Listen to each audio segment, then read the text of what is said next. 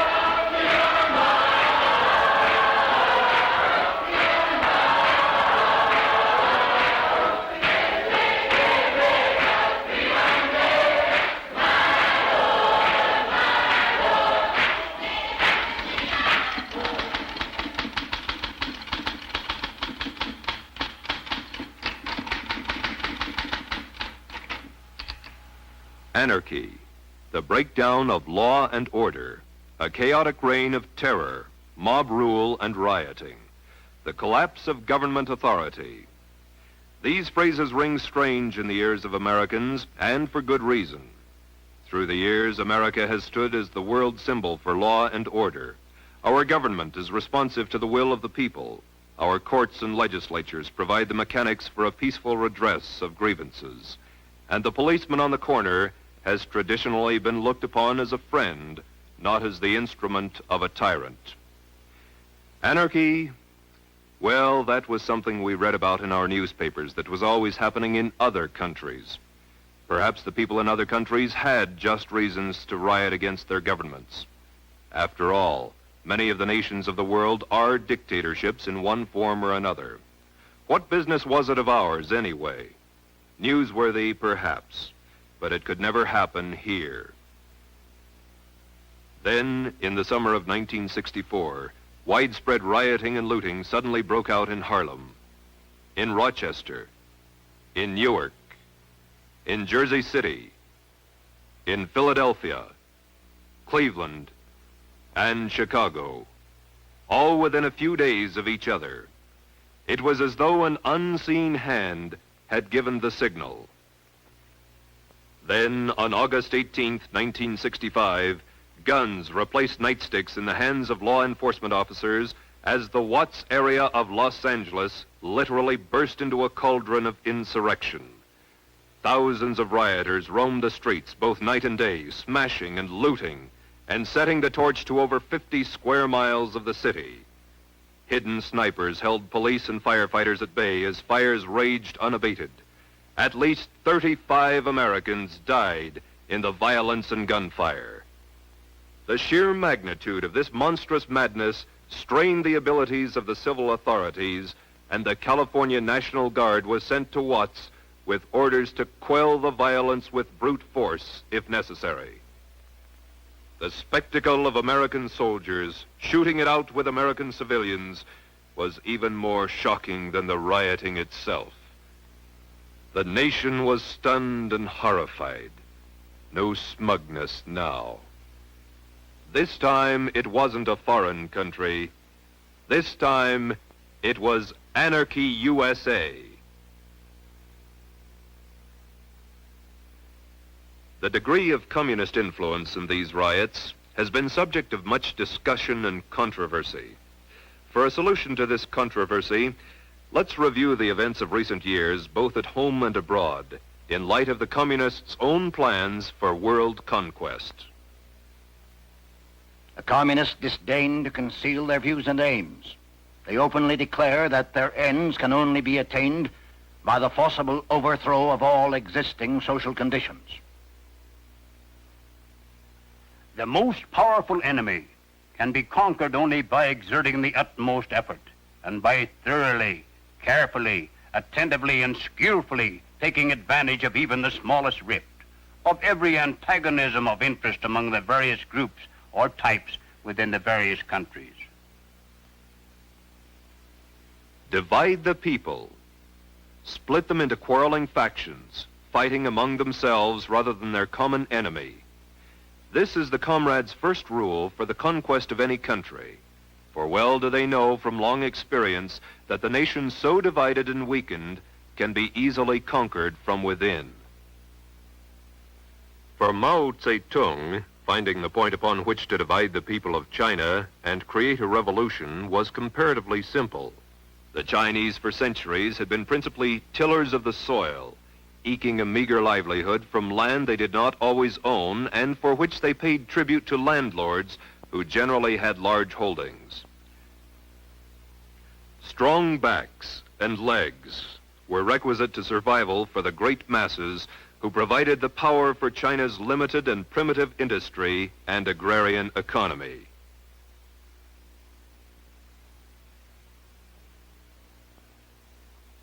A new regime promised reforms, but the communists were not interested in reform. They were dedicated to revolution. Because of the dissension and sabotage created by the insurrectionists and the reticence of some of the landlords and merchants to change the established traditions, the reforms were slow in coming.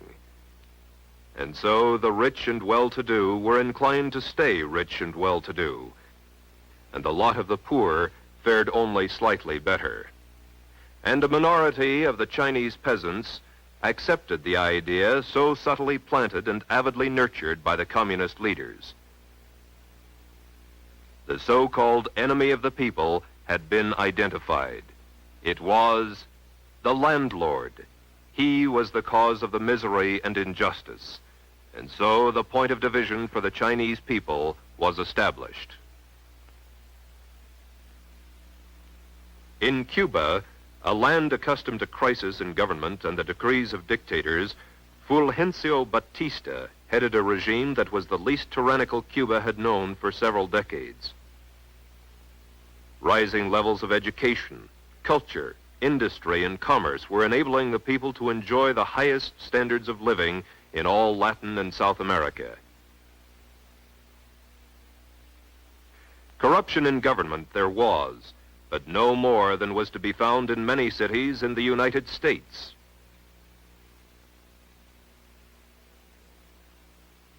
Fidel Castro, a young, well-trained communist revolutionary with much experience, seized upon the issue of corruption in government as he undertook the creation of his revolution. It was the government, said Castro. The government was responsible for the problems and oppression felt by the people. It was the dictator and his followers. It was the Batistianos. They were the enemy. In Cuba, as in all countries, there were the poor and the poorly educated who labored in the fields. Castro promised agrarian reform, which focused the discontent of the rural community upon the latifundista. They, too, were the enemy. And so the communists, experts at fomenting discontent, began to split the population into quarreling factions, setting Cuban against Cuban. Algeria is a creation of the French. Before the French came to the land now known as Algeria, it was nothing more than a conglomerate of warring tribes. Their constant fighting among themselves for the best pasture land each spring and the best barley land each autumn kept the native population of the area at about 1,500,000 for 14 centuries.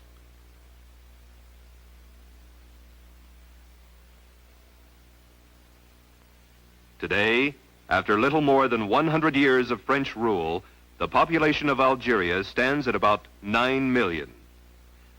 Under French dominion, the Algerian nation grew and prospered.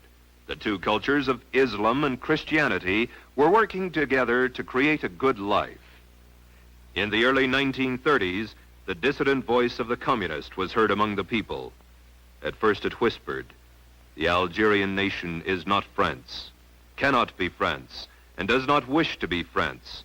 Independence is the natural right of all peoples."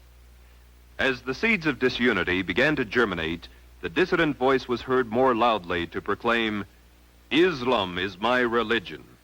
Arabic is my language. Algeria is my fatherland. And so, too, in Algeria, were the issues that were to divide the people clearly defined. It was to be Muslim against Christian, Arab against European, Algeria against France. The enemy was personified as the Colon.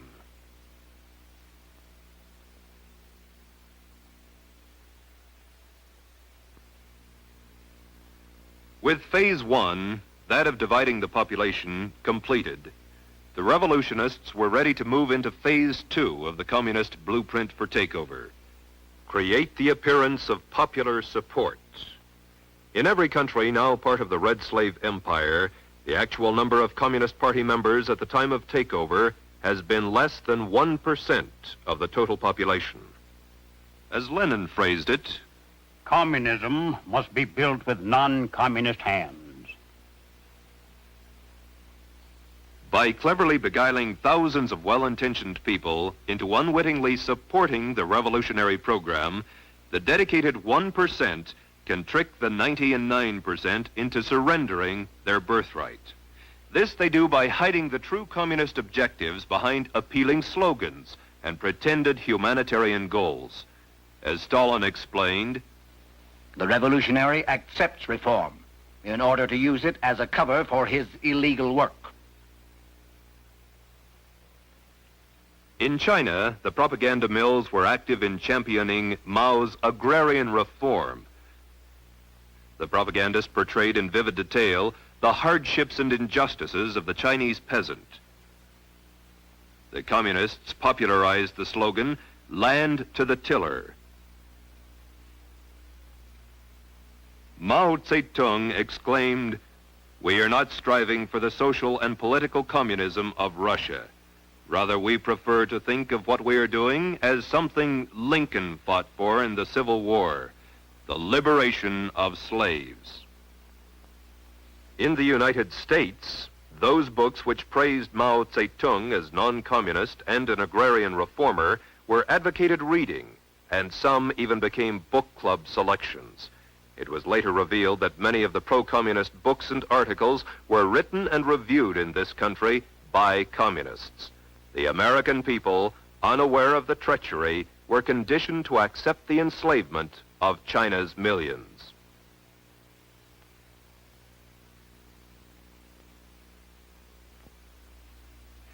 Cubans rallied round the slogan, "Patria o muerte."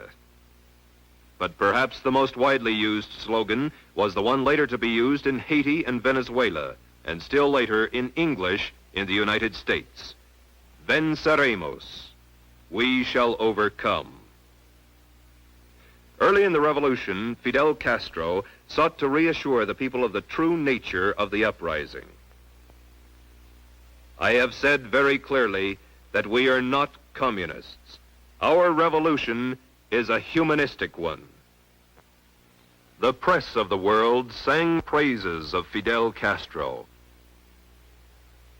Many eulogized him as the savior of Cuba.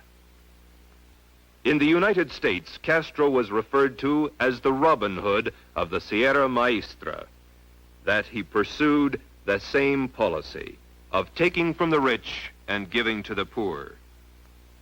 The nation's press was quick to report, "This is not a communist revolution in any sense of the word, and there are no communists in position of control.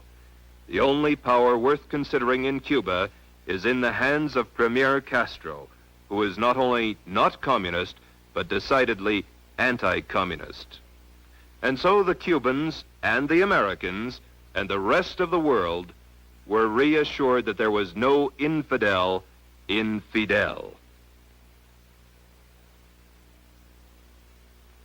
In Algeria, more land was owned by Muslims than was owned by the Europeans.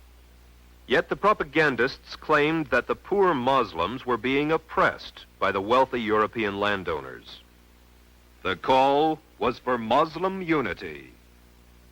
It was oppression, colonial oppression, the Muslims were to fight, It was to be a holy war in God's cause. The insurrectionists declared that Algerians were an oppressed people living under a tyrannical colonial government, and therefore their revolt was a war of liberation. Since all Algerians held full French citizenship, both Muslim and Christian majorities regarded the idea of liberation as ridiculous.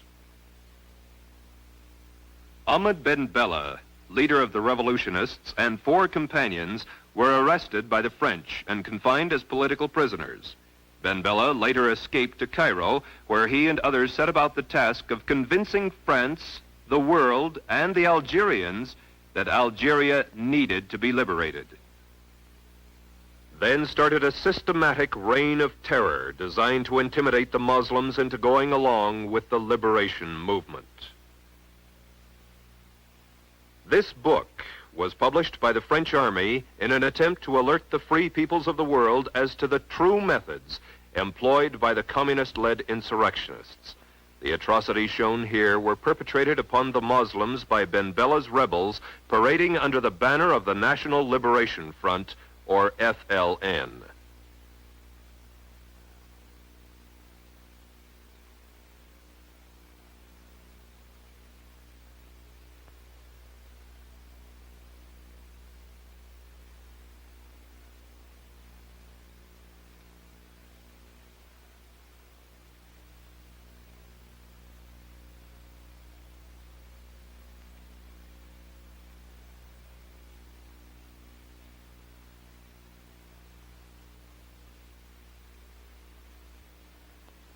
Men, women, and even children came under this merciless scourge in the name of freedom.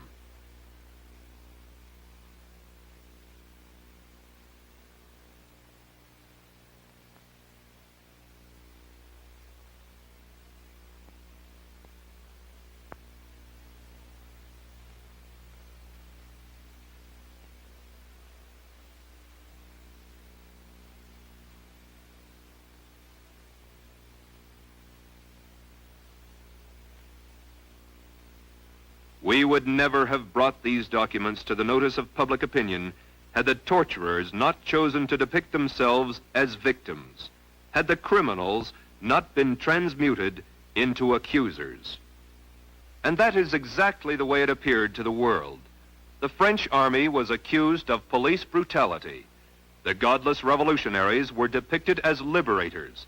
The insurrection was described as a popular and spontaneous uprising of the people.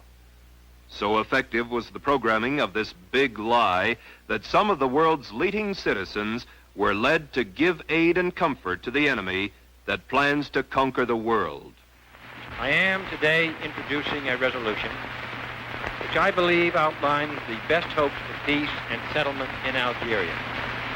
It urges in brief that the President and the Secretary of State be strongly encouraged to place the influence of the United States behind efforts either through the North Atlantic Treaty Organization or through the good offices of the Prime Minister of Tunisia, Sultan of Morocco, to establish the basis for a settlement of an independent personality of Algeria, interdependent with France and the neighboring nations.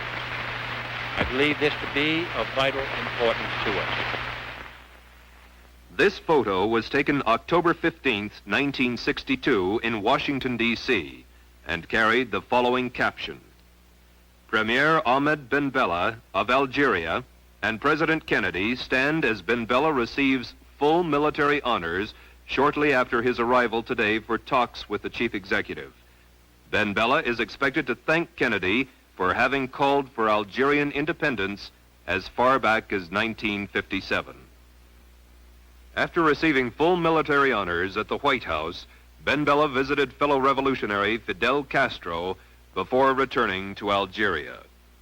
In April of 1964, Americans read in their newspaper, "Far more important facts are that Premier Ben Bella, though very much a dictator, is not a communist." 1 month later, in May of 1964, Ben Bella was awarded the Lenin Peace Prize in Moscow. 2 months later, in July 1964, Communist Ben Bella declared, "We solemnly reply here that our socialism stems from Islam. We repeat before world opinion that we are not communist." After the communists have found some issue or point of difference upon which they can divide the people, get them fighting among themselves rather than their common enemy, the next step is to create the appearance of popular support for the communists' war of national liberation. They have been devastatingly successful thus far. Yet in one country after another, there have been alert, informed individuals who saw the signs, recognized the patterns of conquest, and raised their voices to warn the people. Against just such a contingency, the communists developed the third phase of their blueprint for world domination: neutralize the opposition. We can and must write in a language which sows among the masses hate, revulsion, and scorn toward those who disagree with us. A Communist Party directive issued in 1943 reads, Members and front organizations must continually embarrass, discredit, and degrade our critics. When obstructionists become too irritating, label them as fascist or Nazi or anti-Semitic. Constantly associate those who oppose us with those names which already have a bad smell. The association will, after enough repetition, become fact in the public mind. In China, the formula worked well. The word landlord became almost an invective. Those who worked for the government were looked upon as grafters. The government under Chiang Kai-shek was reviled as an enemy of the people, a fascist tool of the ruling class. Those who refused to support the agrarian reformers were subject to surprise visits from roving guerrilla bands. The pattern was the same in Cuba. Those who were less than enthusiastic about Castro's reform were effectively branded as Batista followers. The man who spoke up against the revolt was labeled as a counter-revolutionary. Algerians who saw through the fraud and endeavored to warn the nation or their neighbors were vilified as extremists, colonialists, racists, fascists. Torture, death, and the fear of torture and death were also most effective weapons against those who might resist the tyrannical takeover. The number of atrocities committed in the name of freedom upon the Muslim people averaged nearly 20 per day for every day of every month for 7 years. The next step in the communist strategy is the most easily recognized, for it consists of the tactic of getting masses into motion, and thus precipitating mob violence. Master psychologists that they are, the communists know that once the masses are in the streets, it's not too difficult to convert an orderly demonstration into a full-scale riot. They know, too, that when rioting occurs, police and military forces of the government must move to restore law and order, and thus they have the first visible signs of revolution. Riots, demonstrations, street battles, detachments of a revolutionary army. Such are the stages in the development of the popular uprising. The official constitution and program of the Communist Party stated in 1921, The Communist Party will educate and organize the working masses for mass strikes and mass demonstrations. It is through struggles that the working masses are prepared for the final conflict for power. As these strikes grow in number and intensity, they acquire political character through unavoidable collision and open combat with the capitalistic state. Mass action culminates in insurrection and civil war. In 1964, a communist document taken from the Viet Cong stated, Get the people out into the streets. Quarrels should be provoked. Youth groups are to be armed with knives and clubs allegedly to protect themselves in a manufactured tension. In China, as in all countries, the communist appeal was aimed primarily at students, young, idealistic intellectuals, most of whom came from wealthy families who could afford to send them to school. It was from this group that the young communist recruits came who later provided the leadership and backbone for the armed conflict to follow. In Cuba, leftist-oriented students were the vanguard of the organized street demonstrations. Once the masses were in motion, that tenuous line between demonstration and riot, between nonviolence and violence, was easily obliterated. As law enforcement officers sought to restore order, police brutality became the cry of the insurgents. Algeria was more of the same: rallies, demonstrations, marches, and the inevitable flare of violence.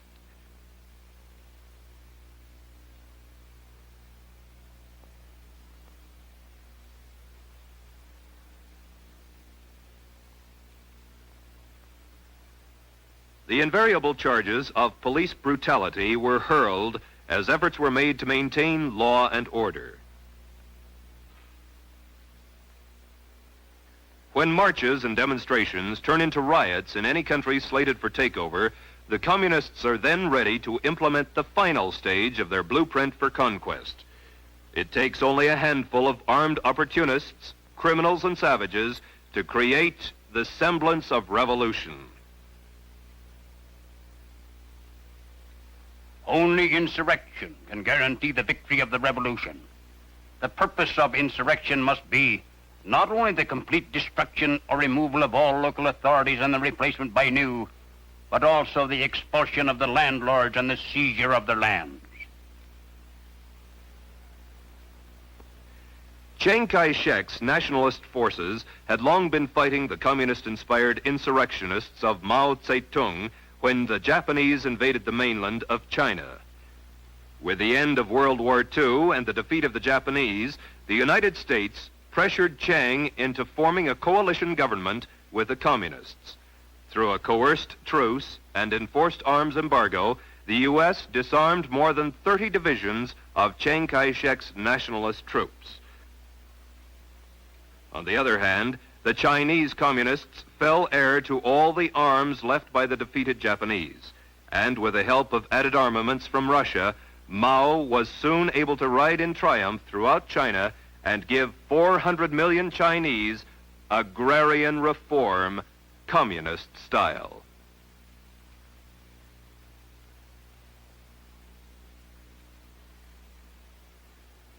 When it was time for the shooting to begin in Cuba, Fidel Castro received millions of dollars in cash and vast amounts of arms and ammunition from the Soviet Union and communist groups throughout the Western Hemisphere. At the crucial time in Castro's bid for power, the United States State Department declared an arms embargo against Batista's government, refusing to deliver even the arms that had already been paid for and were awaiting shipment. Yet, on the other hand, revolutionary sympathizers were delivering men, arms, and ammunition to Castro daily from the United States.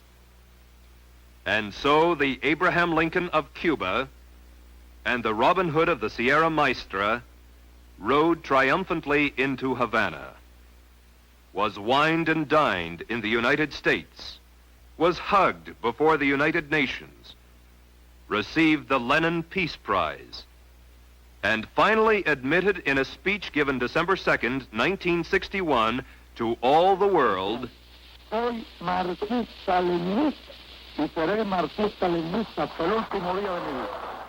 I am a Marxist-Leninist and will be until the day I die. In Algeria, Ben Bella's rebels were fighting their war of liberation with guns and ammunition sent to them through Tunisia and Morocco by the communist bloc countries. And just as the revolution was coming to a head, a slight change in the overall strategy was instituted. In 1958, France's President Charles de Gaulle came to Algeria declaring with outstretched arms, I have understood you.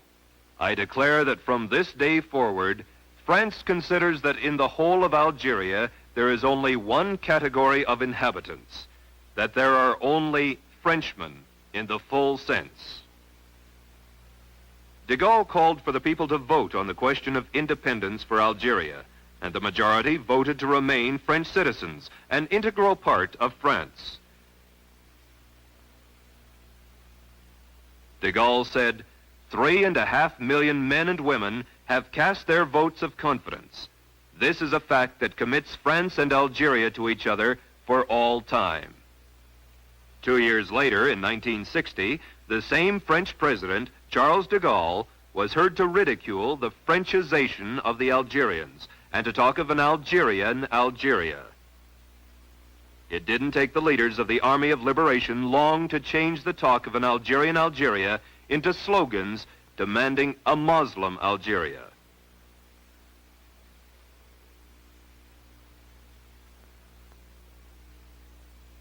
Ultimately, the revolutionary Ben Bella returned to Algeria and in due course established a regime of which he said, "We solemnly reply here that our socialism stems from Islam. We repeat before world opinion that we are not communists." And so it has been, with but minor variations in one country after another. Divide the people. Create the appearance of popular support. Neutralize the opposition. Precipitate mob violence. Create the semblance of a revolution. An accurate summary of Lenin's strategy for the conquest of the world is as follows. First, we will take Eastern Europe. Next, the masses of Asia. Then we shall encircle the last bastion of capitalism, the United States of America. We will not have to attack. It will fall like overripe fruit into our hands. By October of 1950, all of Eastern Europe was securely locked behind the Iron Curtain. By the summer of 1954, the greater part of Asia had fallen to the Kremlin's strategy and tactics. And each year, more nations lose their sovereignty to Marxist intrigues or degenerate into Soviet satellites, as communism hastens to complete the encirclement of the last bastion of capitalism. And what of the United States? How goes the battle in the land of the free and the home of the brave?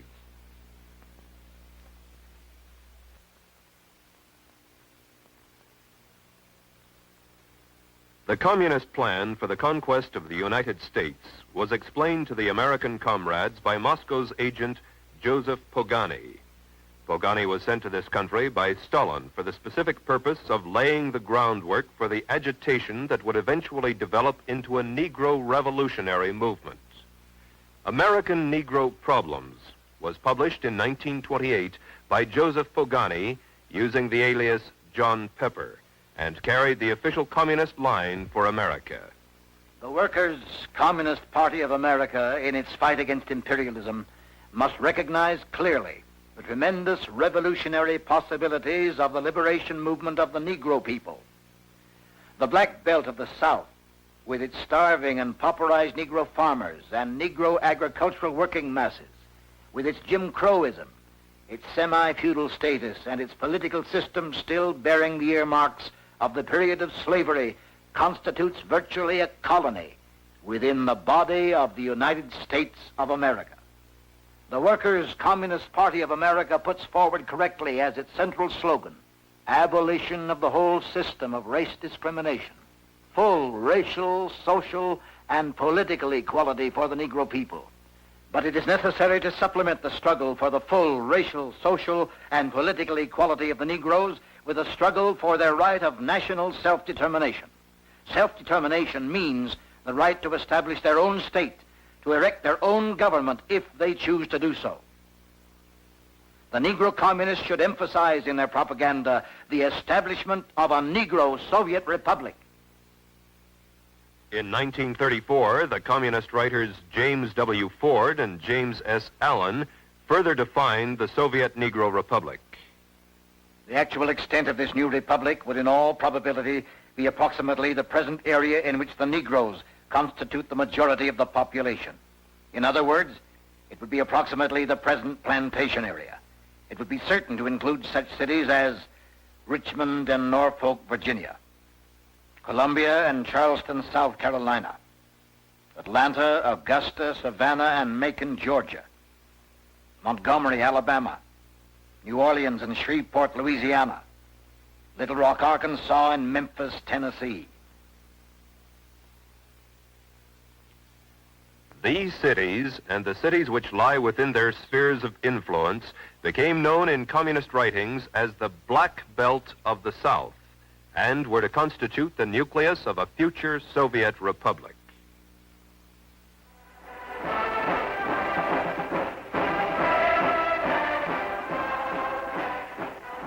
At the National Convention of the American Communist Party, held in New York City in June of 1940, James Ford, the Communist Party candidate for the Vice Presidency of the United States, said, "For the Negro in the South, my people, the Negro people of America, have in the Communist Party their best defender, the unfailing champion of their cause. I accept its nomination for Vice President of the United States."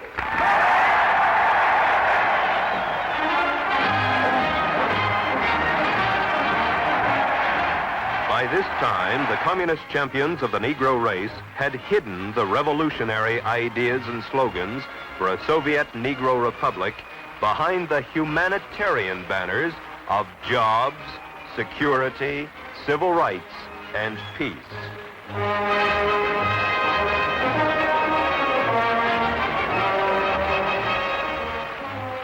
These humanistic issues were to provide the friction necessary to divide the American people and lay the groundwork for revolution. I am Leonard Patterson.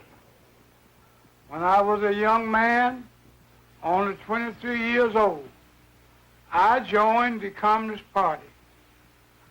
I was a member of the National Executive Committee of the American Young Communist League. In 1930, I was the official communist candidate for election to New York State Assembly. I knew Gus Hall and other top-ranking American communists very well because I trained with them at the Lenin University in Moscow. I joined the party because I honestly thought the communists were trying to help American Negroes. I broke away from the party when it became clear to me what the communists were really up to, was to use the Negro people in this country as cannon fodder in a violent and bloody revolution aimed at the establishment of the American Soviet dictatorship. It was that simple, and it is still that simple today. Make no mistake about it. What is happening in the United States right now under the banner of civil rights is exactly what has happened in China, in Cuba, in Algeria, and many other places around the world. I'm Julia Brown.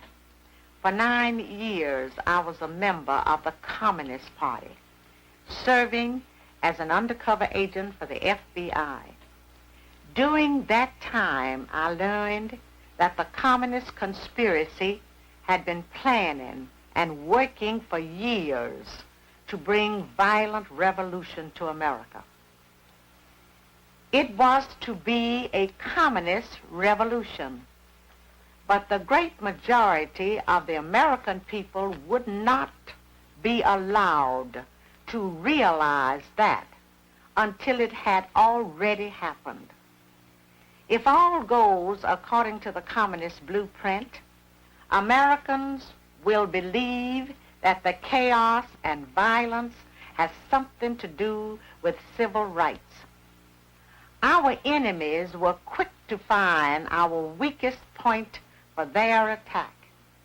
They knew that racial differences could provide them with an excellent wedge to divide our people.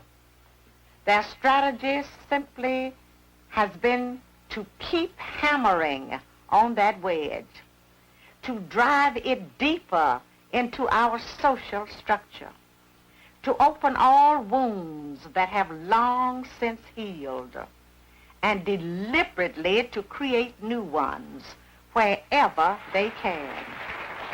Now, he acted like a good nigga for the white folks. But I tell you, I don't want to even be around no more good niggas. I'm with them good Negroes. That's what they call Rodriguez, a good Negro. I want to be with the bad niggas, because I know what's happening with the bad niggas. That's where I want to be. I want to be with the niggas.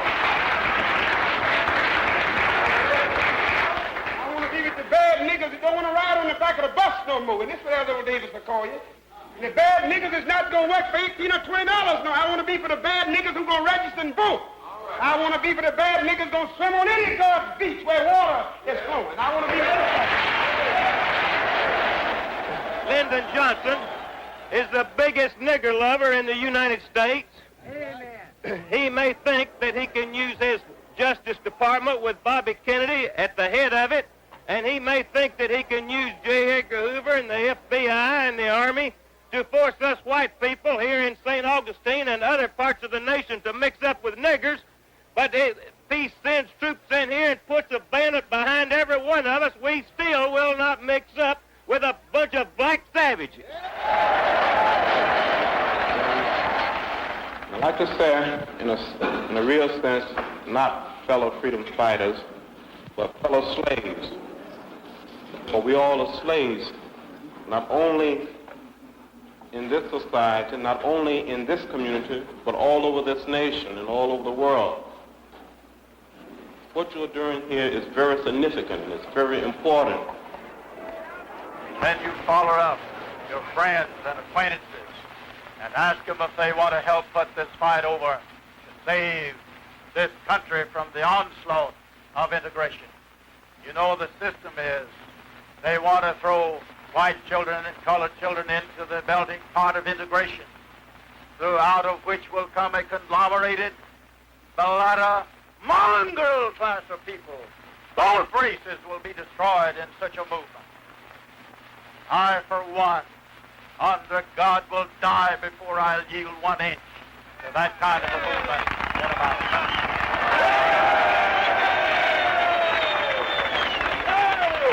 But not only has the black man got a champion, they call him Martin Luther King, we call him Roosevelt.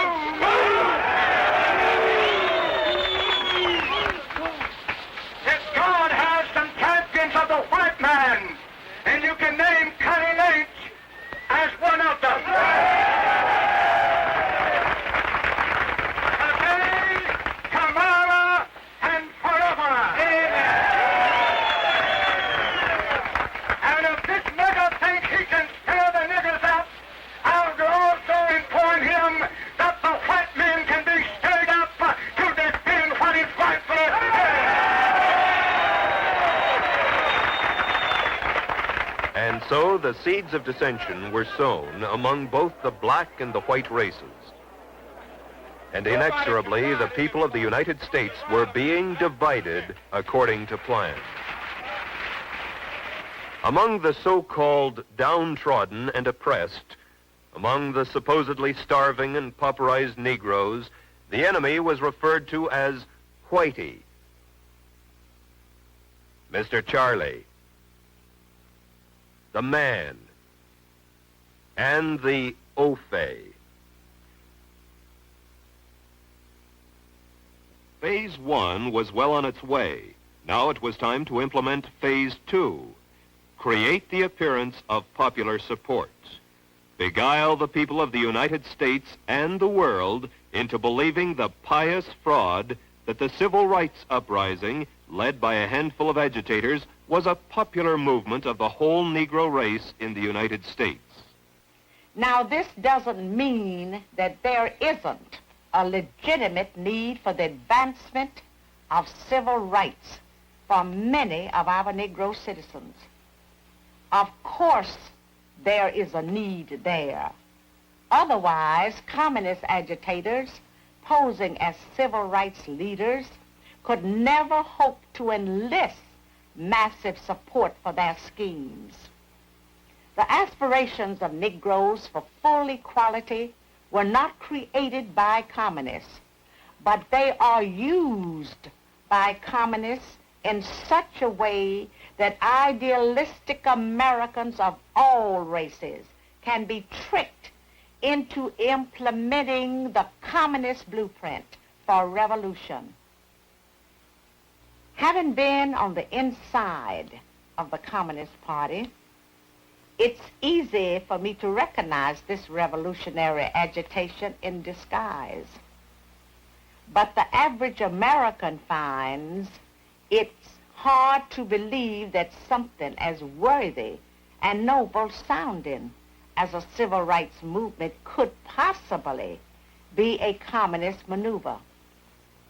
Communism must be built with non-communist hands. The revolutionary accepts reform in order to use it as a cover for his illegal work. By concealing the true communist objectives behind appealing slogans and pretended humanitarian goals, the conspirators are able to dupe hundreds of uninformed opportunists and misguided idealists into supplying the non-communist hands needed in the overthrow of this republic. Thoroughly deceived, some of the Negroes cry for liberation through the slogan, "Freedom Now."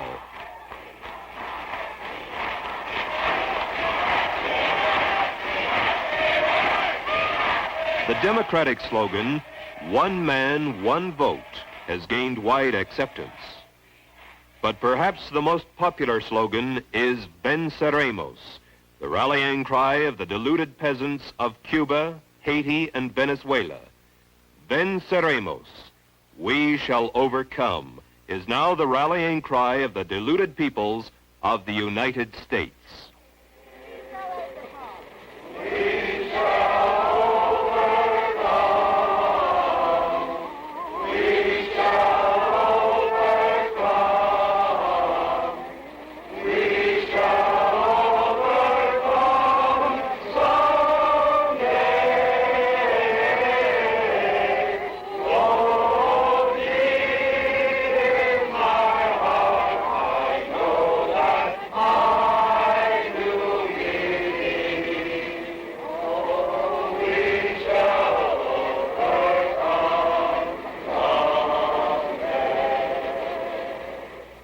When I was studying communist tactics and strategy in Moscow, my instructors emphasized the importance of using honest grievances and popular slogans as a smokescreen to cover up the true nature of the revolution.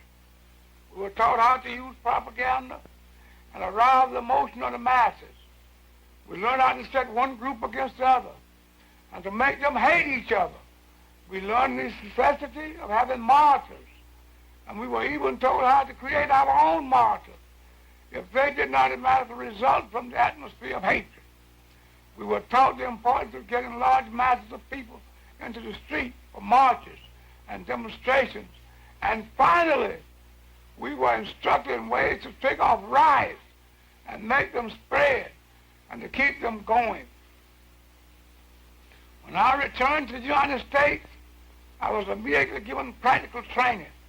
I participated in so-called nonviolent demonstrations that were deliberately calculated to irritate white people into violence against us. I personally was in charge of organizing a march on Washington to dramatize the Scottsboro Boys case.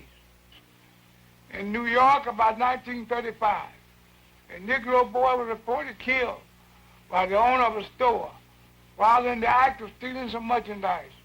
Communist Party headquarters decided to make a march out of the boy. So we went right to work, putting out handbills and holding open air meetings. In less than a half hour after we started, there was a race riot on 125th Street, complete with smashing windows of white storekeepers, looting, and all the rest. I'm not speaking of things I read about. These are things I personally participated in.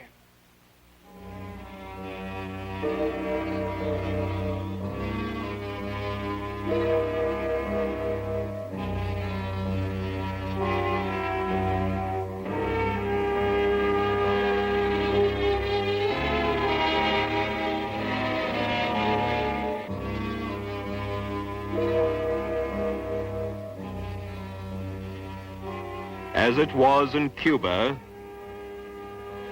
so it was in Algeria.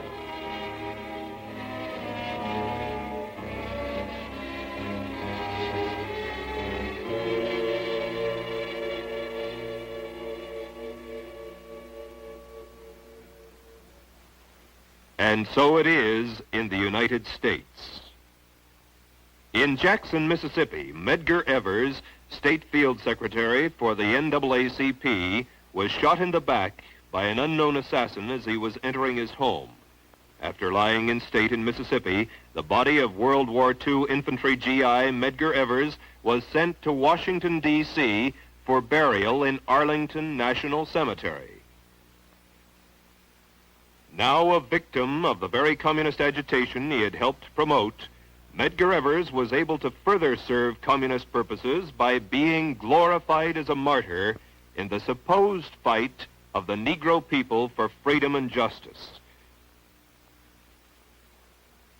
Medgar Evers' remains were buried with full military honors and nationwide news coverage.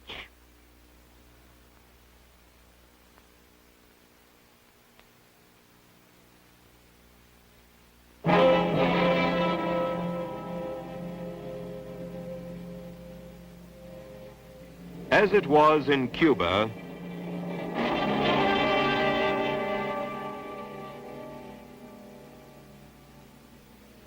so it was in Algeria.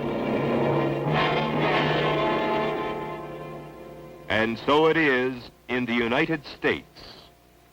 Mysterious bombings by assailants unknown plague the lives and property of the Negro people and serve to intimidate those who might speak out against the conspirators. The bombing of this Birmingham, Alabama church claimed the lives of 4 little girls attending Sunday school. A memorial service was held in Washington, D.C. for the 4 young victims, after which the mourners demonstrated their grief before the White House and the press. We were taught how to use propaganda, how to arouse the emotion of the masses. We learned how to set one group against the other and to make them hate each other. We learned to be sensitive to having martyrs, and were even told how to create our own martyrs if they didn't automatically result from the atmosphere of hatred. Divide the people, then create the appearance of popular support.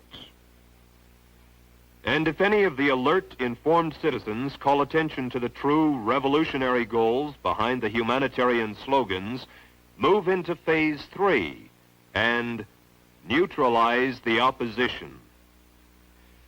One effective way to neutralize any opposition is to liquidate it. In the summer of 1965, a respected Negro farmer in Alabama dared to speak out critically against the civil rights revolutionaries. In this cabin in late August, 87-year-old Perry Smaw struggled with an assailant who said he had come to get Perry's tongue. The aged Negro's skull was crushed with a cast-iron frying pan, the attackers striking with such force that the skillet was broken. Then the intruder pulled Perry's tongue from his mouth and with a butcher knife cut it off all the way back to the old man's tonsils. Perry Smaw, the man who dared defy the conspirators, died 6 days later. In China, Cuba, and Algeria, terror was also a most effective weapon in intimidating and neutralizing the opposition. And there's another, even more widely used method of neutralizing and paralyzing opposition to communism's conquests. We can and must write in a language which sows among the masses hate, revulsion, and scorn toward those who disagree with us. Members and front organizations must continually embarrass, discredit, and degrade our critics. When obstructionists become too irritating, label them as fascist or Nazi or anti-Semitic. Constantly associate those who oppose us with those names which already have a bad smell. The association will, after enough repetition, become fact in the public mind.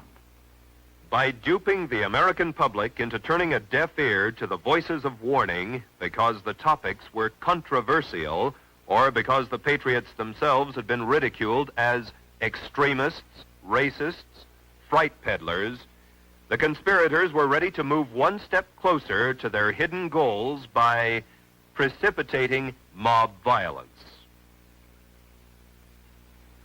Riots, demonstrations, street battles, detachments of a revolutionary army. Such are the stages in the development of the popular uprising. The Communist Party will educate and organize the working masses for mass strikes and mass demonstrations. It is through struggles that the working masses are prepared for the final conflict for power. As these strikes grow in number and intensity, they acquire political character through unavoidable collision and open combat with the capitalistic state. Mass action culminates in insurrection and civil war. We've been studying history, studying civics, but right now you got to put your history and your civics in the streets. You got to make the Constitution real. You got to make democracy real. Since 1960, since February the 1st, 1960, more than 50,000 of your fellow students have been arrested and jailed, beaten, faced police doors and water hoses. Before we see real freedom, before we be able to walk down these streets with a sense of dignity and with a sense of pride, and walk in freedom, no doubt there will be more jailings, more beating, more water hoses, more drugs.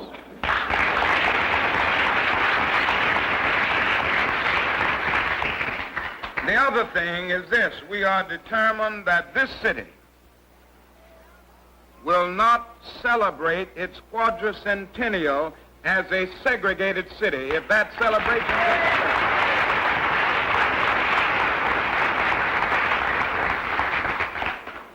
we plan to use everything within our power and all of the nonviolent weapons at our disposal to dramatize this blatant injustice and to demand that the federal government not put a cent in this city unless it decides to face the realities of desegregation.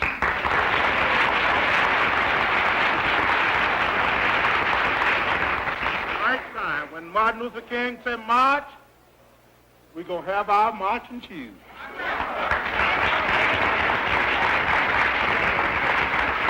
And you know they've kicked us around a long time, haven't they? Yeah.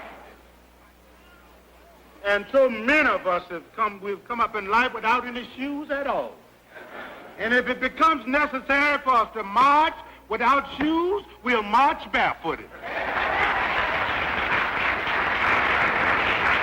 I don't like the way you're clapping tonight. Are you ready to march? Are you ready to march?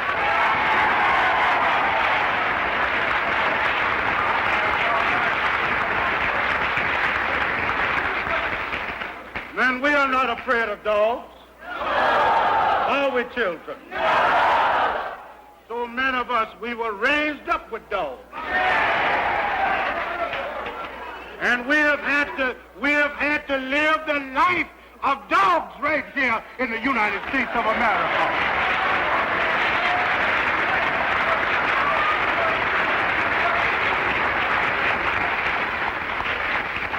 I want you to raise your hand high tonight. Everybody that's ready to march, raise your hand high.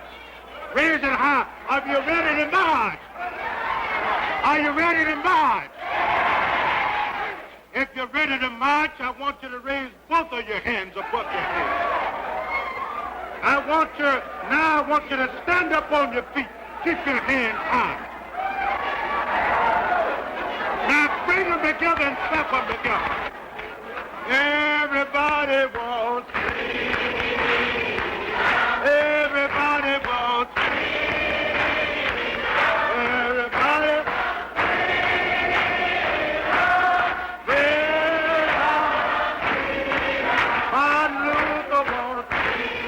And so, many were tricked into helping create the appearance of popular support for a conspiracy that hid its true objectives behind appealing slogans and humanitarian goals. A detachment of the deceived staged sit-ins, A handful of the hoaxed made freedom rides. A portion picketed and protested, while still others boycotted buses.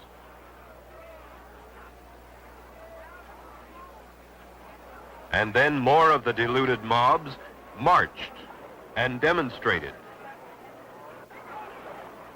As it was in Cuba, where the leaders of the humanistic revolution marched with arms locked in camaraderie, so it is in the United States, where the leaders of the freedom movement march with arms locked in brotherhood. As it was in Cuba, where the comrades marched arm in arm to shouts of Venceremos, so it is in the United States, where the brothers march to the strains of We Shall Overcome. We shall overcome. We shall overcome someday.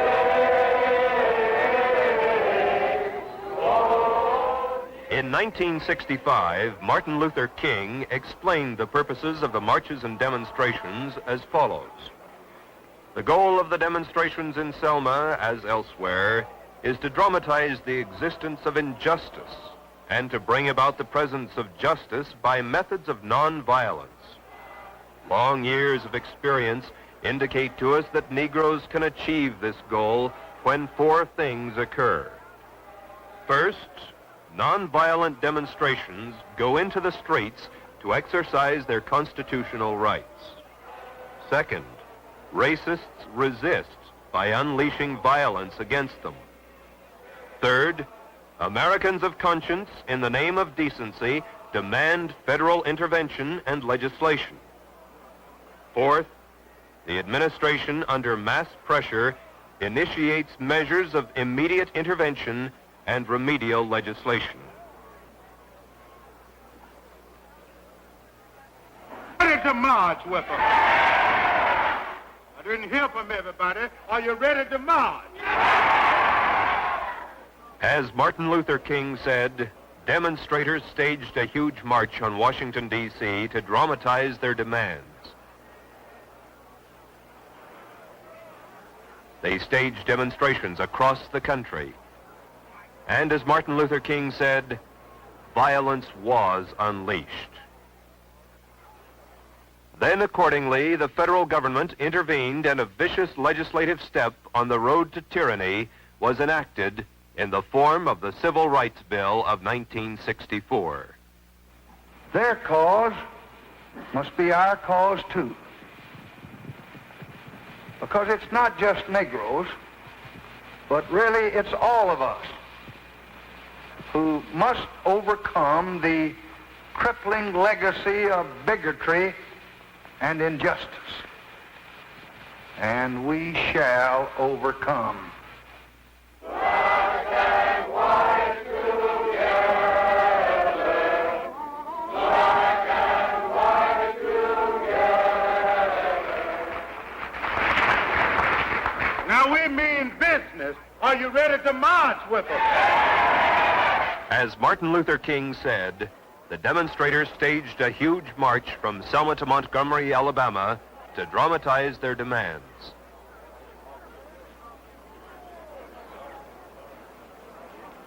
They staged demonstrations across the country. And as Martin Luther King had said, violence was unleashed against them. Then, accordingly, the federal government intervened, and still another vicious legislative step toward tyranny was enacted in the form of the Voting Rights Bill of 1965. And these enemies, too, poverty, disease, and ignorance, we shall overcome. Truth shall make us free. Truth shall make us free. I broke away from the party when it became clear to me what the communists were really up to was to use the Negro people of this country as cannon fodder in a violent and bloody revolution aimed at the establishment of an American Soviet dictatorship. Give me that old freedom spirit. Give me that old freedom spirit. It's good enough for me. It was to be a communist revolution. But the great majority of the American people would not be allowed to realize that until it had already happened. If all goes according to the communist blueprint, Americans will believe that the chaos and violence has something to do with civil rights.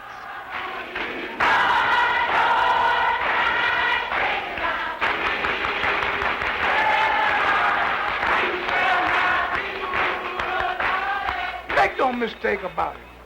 What is happening in the United States right now under the banner of civil rights is exactly what has happened in China, in Cuba, in Algeria, and in many other places around the world.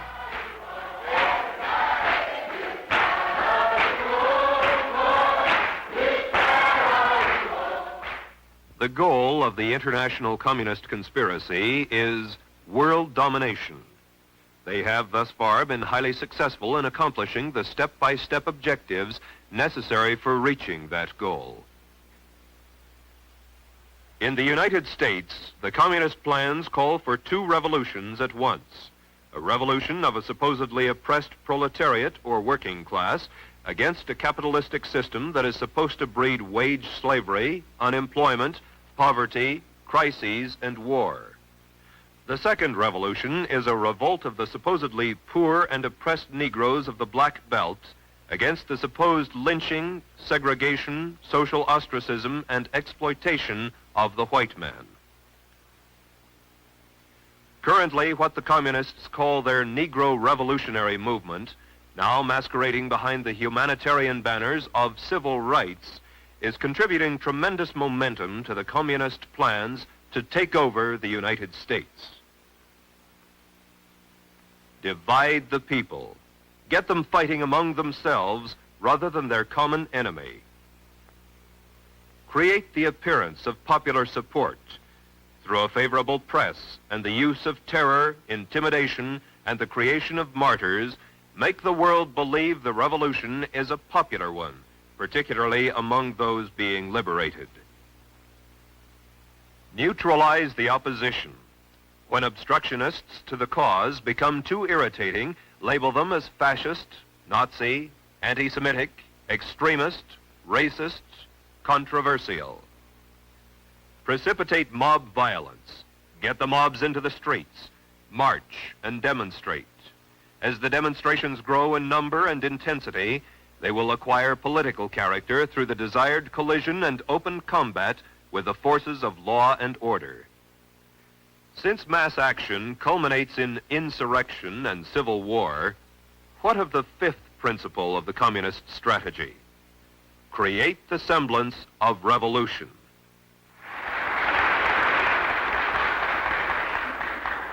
Had not this rotten, fascist, racist cop, lieutenant, that killed the young cowboy, had he not killed the boy very well might have died in South Vietnam in the name of freedom.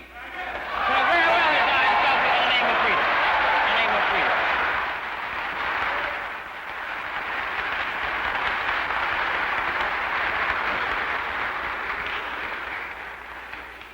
I was also asked to tell you not to get your passion so high, not to get too worked up.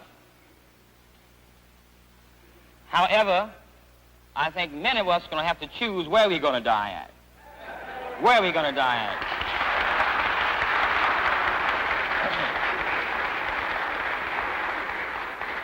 We're going to have to decide whether we're going to die on the streets of the United States or in South Vietnam. I would choose the United States myself.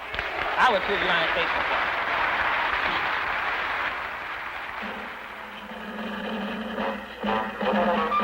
From Havana, Cuba, free territory of the Americas, Radio Free Dixie invites you to listen to the free voice of the South. Stay with us for music, news, and commentary by Robert F. Williams. Robert F. Williams, a fugitive wanted by the state of North Carolina and the Justice Department, broadcasts weekly revolutionary messages beamed into the United States from Cuba.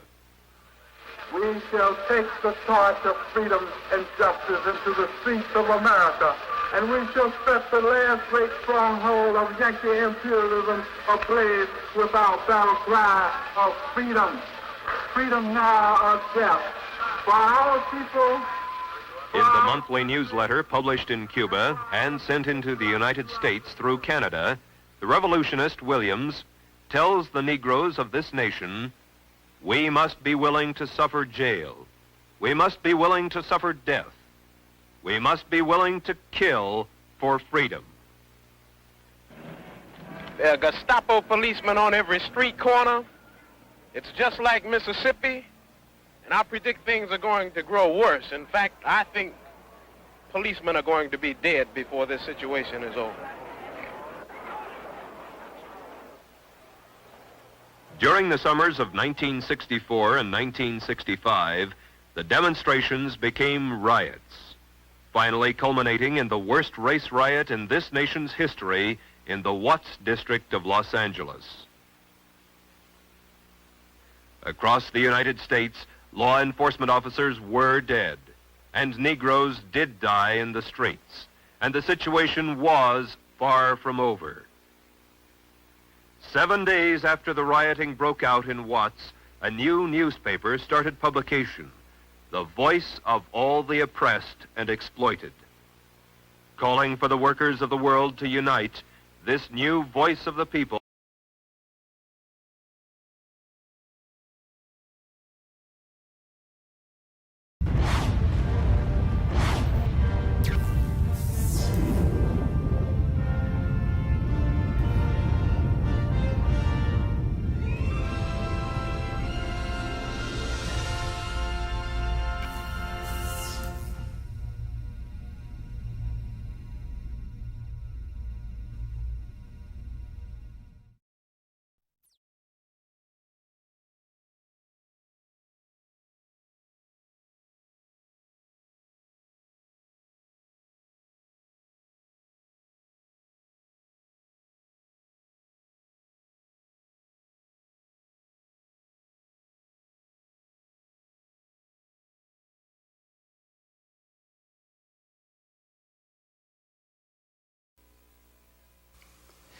In 1960, in Africa, the Belgian Congo received its independence and established its own government in what later became known as Zaire.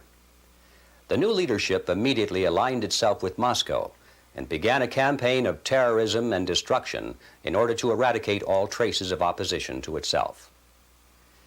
When the nation plunged into chaos, one of its provinces, called Katanga, decided it wanted no part of the Red Revolution.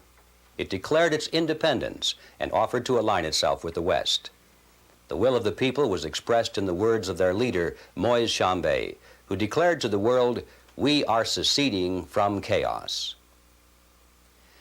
Katanga remained a sea of calm amid the bloodshed and violence around it, and by this contrast it became a thorn in the side of the central Congolese government, which now wanted to pull it back under its control. The Red regime was not militarily strong enough to accomplish that by itself, so it asked the United Nations to do it for them.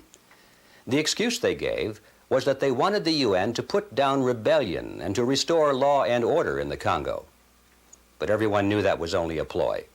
Katanga already had law and order. The UN sent most of its military forces not to the central Congo, where thousands of people were being massacred and where law and order were very much needed to be restored, but to Katanga, where they were not needed and definitely were not wanted. The UN declared it was contrary to its own charter to intervene in the internal affairs of the Congo, and that it had no intention of doing so. But it was clear from the outset that this was not the truth. As some of the UN personnel even admitted later in their public speeches and books, the real purpose of the UN was to intervene in the Congo's internal affairs and to force an independent, anti-communist state back under the rule of a communist puppet regime. The great irony in all this was that the free world was told, and the American people firmly believed, that the UN force had been sent to the Congo to protect it from communism. The documentary you are about to see was produced in the style of the period, which is to say, the narration is rather formal by today's standards, but the facts contained are accurate in every detail. I can attest to that because of the research I was able to do while writing the book, The Fearful Master, A Second Look at the United Nations. In fact, the entire first 6 chapters were devoted to the Katanga tragedy. I considered at that time that before we can judge the UN's words and public pronouncements about peace and human rights, we should first look at its deeds. As Lenin phrased it, words are one thing, actions another. I still think that approach to understanding the UN is a good one, and it's for that reason we have re-released this documentary. The film was made by a small group of private citizens in a last-ditch effort to mobilize American opinion in time to avert the disaster. But only a few prints were made, and those were viewed primarily by small audiences. And so even to this day, most Americans are completely unaware of what really happened in Katanga. The reason this story needs to be told after all these years is that we have not seen the last of the UN's so-called peacekeeping forces. Unless Congress reacts to the reality of what is now called the New World Order, we are going to see a UN army used more and more to bring its peculiar brand of peace to the world. And the best way to envision that future is to know the past. It is with that in mind that we now present Katanga, the untold story.